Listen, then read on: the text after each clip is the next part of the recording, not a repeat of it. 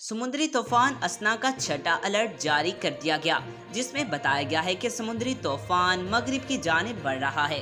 तफसीलात के मुताबिक समुद्री तूफान असना के हवाले से महकमा मौसमियात ने छठा अलर्ट जारी कर दिया, जिसमें कहा गया है कि समुद्री तूफान बुएरा अरब के शुमाल मशरिक में मौजूद है और गुज़िश्ता 9 घंटे के दौरान समुद्री तूफान मगरिब की जानिब बढ़ रहा है।